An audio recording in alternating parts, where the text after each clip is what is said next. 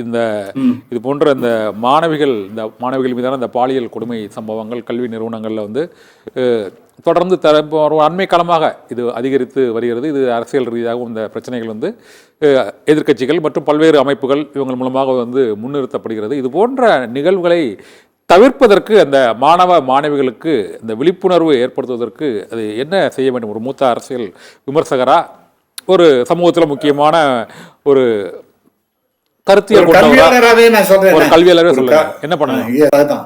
அதாவது நிச்சயமாக மாணவர்கள் டூஸ் அண்ட் டோன்ட்ஸ் அப்படிங்கிறதுல முக்கியமாக இந்த மாணவர்களோட பெண்கள் ஆண்கள் எல்லாரும் கலந்து பேசுவது, ஃப்ரெண்டாக இருப்பதெல்லாம் ஒரு விதமான தவறும் கிடையாது. சரி, அதெல்லாம் நாம வந்து குறைய சொல்ல முடியாது.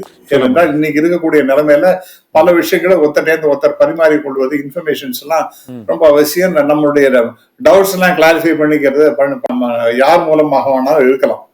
அப்ப இந்த இந்த பாகுபாடு என்பது தவறு என்று நான் கருதுகிறேன்.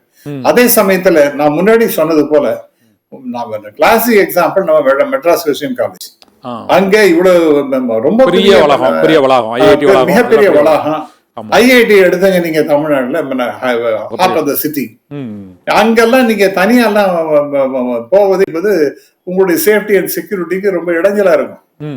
அதனால அந்த மாதிரி எல்லாம் போகக்கூடாது. ஆனா டூஸ் அண்ட் டோன்ட்ஸ் டெஃபினட்டா சொல்லி ஆகணும். அதை திருப்பி சொல்லி ஆகணும். இந்த மாதிரி எல்லாம் போனீங்கன்னா இந்த மாதிரி பிரச்சனை வந்தீங்கன்னா யார் அதற்காக கம்ப்ளீட்டா இப்ப ஐஐடி கூட நீங்க போக முடியாது. ஐஐடி கூட இப்ப வித் ப்ராப்பர் என்ட்ரி பாஸ் இல்லாம நீங்க ஜஸ்ட் லைக் தட் உள்ள போயிட முடியாது. யாருக்காக போறீங்க, எதுக்காக போறீங்க, நான் கேள்வி கேட்டு தான் உள்ள விடுறோம். ஆனா எல்லா இடத்துலயும் அது சாத்தியமா என்பது எனக்கு தெரியல. ஏன்னா நான் சொன்னது போல உலக அளவிலேயே பல்வேறு பல்கலைக்கழகம் நீங்க ஜஸ்ட் இதை உள்ள போகலாம், பேசலாம், எல்லாரோடையும் பழகலாம், இதெல்லாம் இருக்கத்தான் செய்கின்றது.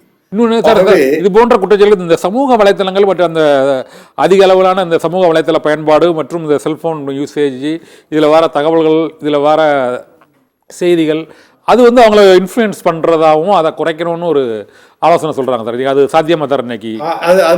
அதாவது சார், சமூக வலைதளங்கள்ல என்னத்தை சொல்றாங்க, இது மாதிரி தனியா போய் உட்காந்து நீங்க சந்தோஷமா இருங்கிற மாதிரியா சொல்றாங்க? அப்படிலாம் இல்ல.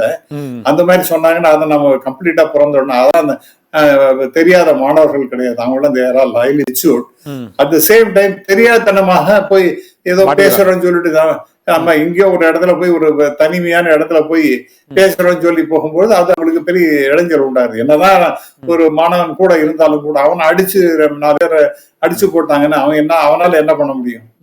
அப்புறம் அந்த பெண்ணாலதான் என்ன எதிர்த்து போராட முடியும்? ஆகவே இந்த மாதிரி தனிமையில இனிமை காணுவதல் என்பதெல்லாம் நல்லதே கிடையாது. அது இனிமையா அல்லது ஒரு ஏதோ படிப்புக்காகவே பேசுறதாக இருக்கட்டும், என்ன வேணாலும் இருக்கட்டும், சரி, தனியாக இந்த மாதிரி ஒரு போகாத இடந்தனிலே போக வேண்டாம் அப்படின்னு சொல்லலாம்னு பாருங்க. அந்த மாதிரி போகாம இருக்கிறது தான் நல்லது என்று நான் கருதினேன். அதே சமயத்துல சோசியல் மீடியால இதை பத்தி தவறாக சித்தரித்து பொய் எல்லாம் பரப்பி கொண்டிருக்கணும், அவங்க மேல டெஃபினட்டா ஆக்ஷன் எடுக்கணும். என்ற சமூகத்துக்கு இடையூறு ஏற்படுகின்ற வகையில பல்வேறு விஷயங்களை அவர் செய்து கொண்டிருக்கின்றார்கள் என்றால் அவர்களும் சமூக விரோதிகள் தான். சமூகத்துக்கு ஊறு விளைவிக்கின்ற வகையில ஏதாவது பேஸ்புக்லயோ ட்விட்டர்லயோ மற்ற சமூக சோசியல் மீடியாலயோ எழுத ஆரம்பிச்சாங்கன்னா அதெல்லாம் டெஃபினட்டா கண்காணித்து அவங்க மேலேயும் ஆக்ஷன் எடுக்கணும். இதுதான் என்னுடைய அன்பான வேண்டுகோளாக அமைந்திருக்கின்றது.